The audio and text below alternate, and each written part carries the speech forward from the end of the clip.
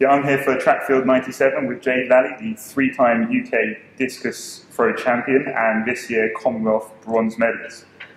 So you started this season with one of your longest ever season openings.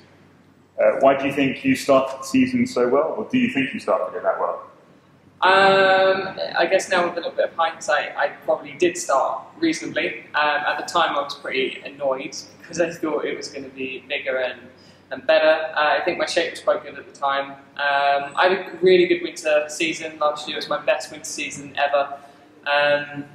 The competition was Portugal. The circle was kind of faster than I wanted it. It was a bit slippery. I didn't like any of it. So to open up 56, I guess now is actually quite good because I had a bit of a dip in the season later on. So yeah, now that I should have been a bit happier than I was at the time. And so from there, as you said, you had a dip in the British Championships. You threw one of your lowest throws of the season to lose to Eden Francis. Yeah, why do you think that happened? I did some I did some training in in California, and it was supposed to go really well, and it was the right place to be, the right facilities, everything else. The only thing was missing was my coach. I had somebody else looking at me at the time, and we worked slightly differently. We worked really well together in South Africa, and in California it didn't go so well. And then unfortunately that was the beginning of the season, so every week after that I was then judged on distances because I'm obviously entering in competitions, and I just kind of went from okay to big old nosedive, and then it took me literally the entire season to try and recover from that. So, I mean, yeah, it was just literally working with a different coach, different ways of communicating, and it just kind of messed me up a little bit. So, I mean, it's not a mistake, but I just needed to bring somebody else in, like my full-time coach. So with your new coach, was it changing the way you were training? Was there like new techniques you had to use? Yeah, I mean, my coach works full time. He has a family, so we couldn't afford to come to California for 3 weeks. The other guy was going anyway. I've worked with him before, and we'd worked well before, so I didn't think it was going to be a problem. It's just the different coaching styles, and I coach. Maybe I'm quite I don't know, unique in my receiving.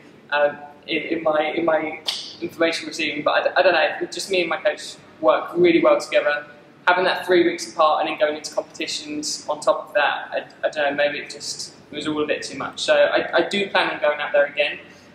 Even with the guy that was there, he's still a really knowledgeable guy, he's still a really good guy to work with, but I need my coach there to keep me on track and to keep working on what we've been working on prior to California or prior to camps, and then continue that into the season. I think that's a winning formula. So eventually this season then, with your new coach, you obviously went on to have the great performance at the Commonwealth Games. So why do you think you suddenly were able to kind of bring it out of the bag and throw so well at the Commonwealths? I had my coach there. It was more, I don't know, it was more routine. I don't work full time, but I work quite a lot, certainly more than part-time. My environment is all something I'm used to, so there weren't any surprises, there wasn't anything that I had to get used to. So I mean, we had consistency from mid-May to July time, end of July, when I think we flew out. So I think all of that just went in my favour because it's normal, it's routine. And then I got to live the dream for 2 weeks and become a full-time athlete. I didn't have any work, I didn't have any emails I had to catch up on, I didn't have any of that. I just had training, eating, sleeping. Although my coach wasn't actually in Glasgow with me, we had regular contact via email and texting and whatever. And then when I first saw him, it was in qualifying, I was already in a good place mentally because I knew what I was doing, I knew what we'd been working towards was happening. I managed to just kind of clear my mind and concentrate on what we were trying to do, and then in qualifying he saw me throw and he was like, I think you're looking good, and I was like, I kind of think I am too. And then yeah, and then I obviously qualified really well, and then did even better in the final. So I think yeah, just clarity, living the dream, 2 weeks. It's amazing what you can do when you're a full-time athlete, but yeah, for those 2 weeks I made that work. So how do you find it in general, juggling between full-time and of doing a part-time job and then trying to be an athlete? Yeah, so I try and be a full-time athlete with part-time hours, so it's difficult. It's it's not easy. I mean, I'm sure there are worse people or worse situations out there, and I could certainly be in a worse situation. Luckily, Board Chief are really good and understanding of where we are and what I'm trying to do, and they're really supportive of that, so they don't tend to stand in my way when it comes to competition, time off, warm up training camps or whatever.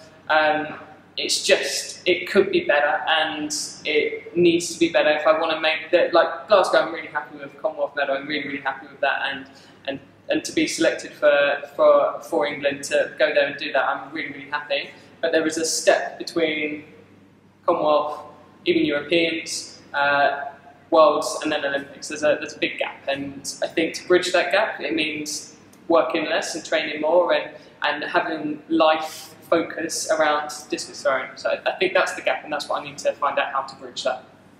So do you think then that the ideal obviously would be able to go full time, and obviously most athletes who won Commonwealth medals would be able to do that? Yeah, I mean there's a lot of I guess track athletes mostly are the ones that tend to be a bit more full time than field events, purely because of coverage and sponsorships. They just kind of attract more of the public. So I think generally, as things go, there are more track athletes out there that are able to apply themselves better than some of the lesser important events, I guess, in some people's eyes, like field or throwing in particular. So I think, I think that's the difference between the people that are full time. They get medals, they get chosen. You make things happen. When you come back to the reality of when you're working or when you've got a family or whatever, there are lots of situations out there you can't expect to get that much from your sport if you're not putting that much into it. So if you're putting 100% into it, then I don't know, if something's not going right, then it's down to your training. If I'm only putting 80% into this because that's all I can physically bring, then that's, I don't know, I should only hope for 80% of my dream, perhaps. So back to the Commonwealth then. So what was it like, the experience of going to a major championship like that, and then obviously being on the podium? Amazing. I missed out on London, obviously, so I got that from a perspective of spectator. It was amazing there with the crowd to be in it and part of the action, and having that crowd welcoming me. It was even better than just, well, the Olympic crowd was the Olympic crowd, but the Glasgow crowd as an athlete receiving that was amazing. And it was very much like a home games. Like there was a lot of media beforehand and people asking, are the Scots going to boo you? And you saying, I don't know what they're going to do. I've not been in there before, but well, not luckily, but it was just good. The crowd were good. The Scots were amazing. There were a lot of English people there. There were a lot of any other country in there. The support was really good. It was really well handled. All the sort of press and the build-up and everything like that was good. And yeah, to then be able to perform on top of that and get a season's best and for over 60 in a major, I think that's not been done very many times before by a Brit. That, I don't know, had I come away with 4th and thrown 60, I would have been quite happy. But luckily I've got something tangible to take away, and I will be forever grateful for England for taking me and for, I don't know, my coach for getting me into that sort of place in the first place. And then obviously because of your performance at the Commonwealths, the distance you threw would have been enough to have qualified you for the Europeans? Yeah, with that it's a bit annoying really. This is the 3rd year that I've qualified for something and then not been selected. This year was a bit different. I hadn't had a brilliant year. The thing that was most annoying and why I say I qualified for the Europeans is because there was a grey area on who was selected. So some people got an extra deadline or an extra 2 weeks on their deadline. The deadline was the Commonwealth Games, and they got to prove fitness or prove competitiveness. Had I been one of those athletes, I would have qualified 3 times for the Europeans and got to go to the Europeans. But I wasn't one of the athletes, and I wasn't able to go to the Europeans. I sat there and watched. It was a really gutting moment to watch a 53, 82 metre throw make the final. Something that even in this year that hasn't been brilliant, apart from the obvious Glasgow part. This year's been lower than I would have wanted, but even with that, I still think I would have made that final quite comfortably. And then I think it was 60 or a high 59 to make the top 8 in the final. So I think even then I'm in a good place. I was in a good place. So I think I would have still made the top 8 in that, and it's annoying that, again, I wasn't given the chance, but I don't know, you've just got to plug on, I guess, or do something about it, and I know what those choices, well, I know what those choices involve, but it's, it gets political, and I wish it would just be a little bit more black and white. So what do you think of the selection policy? I mean, like with the Worlds last year, you had the B standard, you were the best in the country, you won the trials, and yet you didn't go. Yeah. I don't agree with the selection policy. There are people out there, and probably selectors out there, that will say it's very clear what you have to do, and it's just quite simply not true. It's not clear what you have to do, because some athletes don't have to do that much and they get to go. Some athletes go eyeballs out and really do deserve their place on the team. I personally believe I should have gone to the World Championships last year. I had 2 clear B standards. The difference with the Olympics, I had 2 clear B standards and I came 2nd at the trials, which was fine. It was supposed to be in the top 2. And their reason for not taking me to the Olympics was that my recent form hadn't been good enough. So fair enough, on a chart I was here, and then I kind of got to there by the time selection was. So I sort of saw their point, but I think I still should have gone. With the Worlds, my season started here, and by the time the selections came round, I hadn't thrown any further. I'd thrown a season's best at the trials.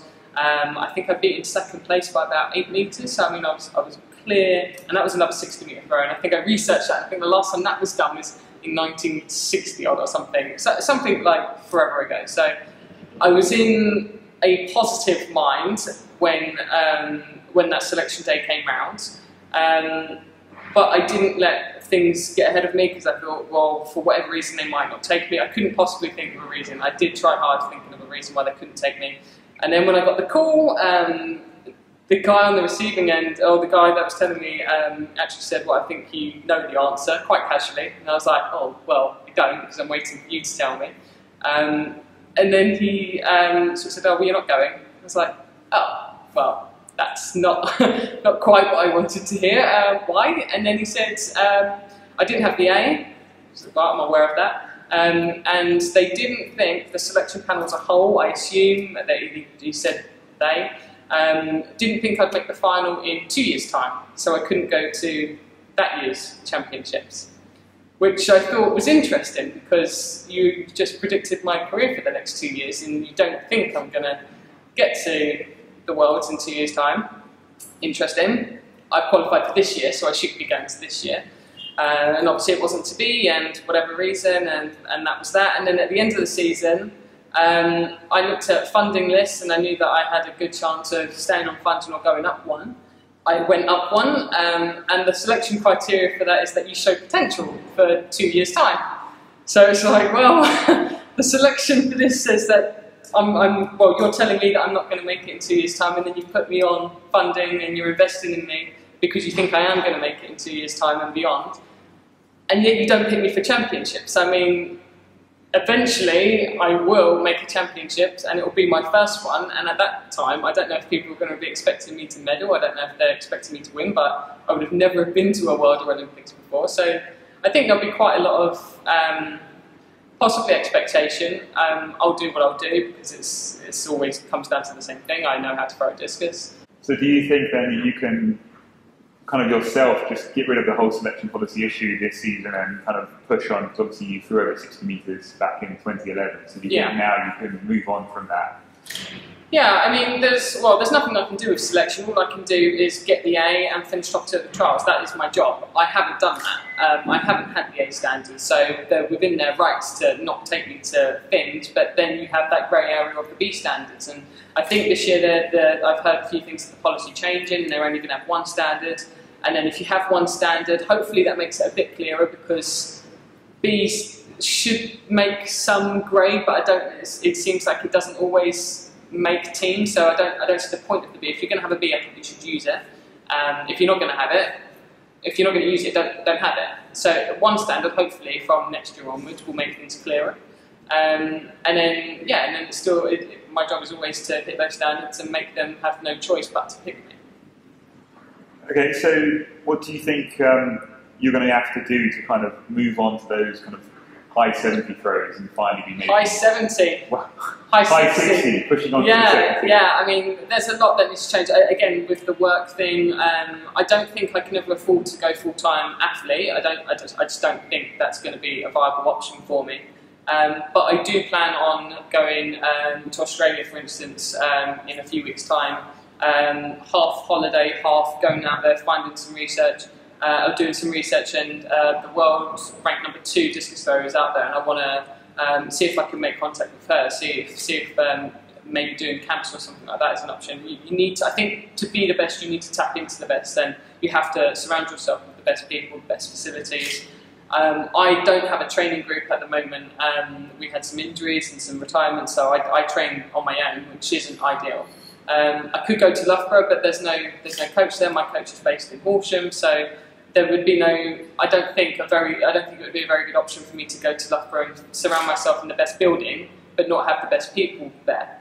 And then if funding doesn't go my way, I don't know how often I'm going to get to use the facilities there, because then the priority will be for those that are funded. So, I mean, there's a lot to think about, but essentially, if what I can do is put myself in an environment where the best are training, or people that are better than me for training, I need to be there, and I need to push on, and I need to get close to them. And then for women's discus throwing in Britain in general, the British record was set back in 1981, and then the second best was 1983, and it seems like there hasn't really been kind of anywhere near that kind of performance since. Why do you think that is? Things are a bit different supplement-wise, and I think as legitimate as they are, I don't think we are going to be hitting 70 metres anytime soon. A mid-60s, if I'm dotting my discuses around 66, 67, which is a doable thing, I don't need to throw 70. That will get close to medals in the world, in the Olympics, and then who knows on the day. Okay, so finally then, so what's your main targets looking ahead to next year and beyond? Is it the World Championships? Yeah, I want to go to Beijing, I want to go to the World Championships. There's still quite a lot to do between then and now, but as I said, I plan on closing that gap, and I need to go to different places and surround myself with good people. And then, yeah, we've got Rio after that, and then again, that'll be another step up from 2015 next year to 2016, and I don't know, again, try and reducing working hours, or trying to structure work so it's a little bit more helpful for training. And yeah, it's bigger, stronger, faster, further. That should do it.